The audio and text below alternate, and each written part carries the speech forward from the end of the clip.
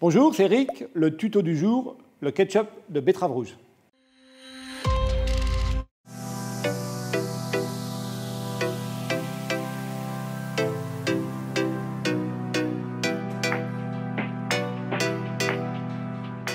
Le ketchup de betterave rouge, c'est de la betterave rouge en petits morceaux, de l'oignon, oignon jaune, oignon blanc, ce que vous voulez, du sucre, semoule, de la moutarde, moutarde de Reims, du vinaigre, vinaigre de Reims.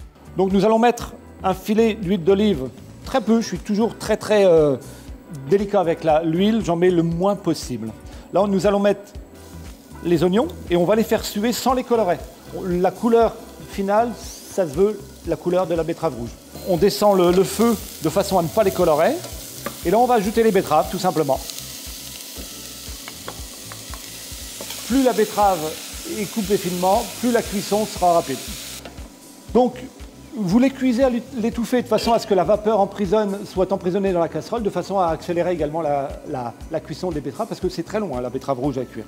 Une fois qu'on en est là, vous rajoutez surtout un petit peu d'eau, de façon à ce que ça ne colle pas. Il ne faut surtout pas que ça colle. Nous allons mettre les betteraves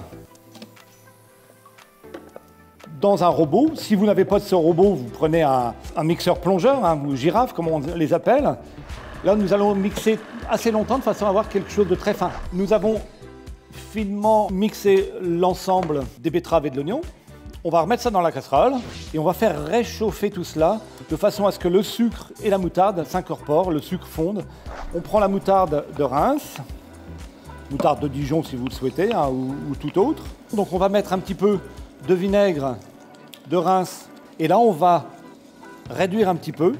Le vinaigre évidemment on a toutes ses saveurs, ses vapeurs. Voilà. On continue un petit peu de façon à obtenir cette texture par évaporation.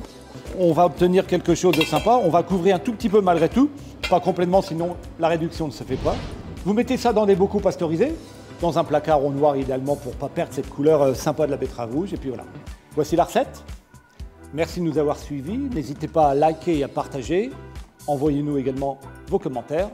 Merci beaucoup. Salut, à la semaine prochaine.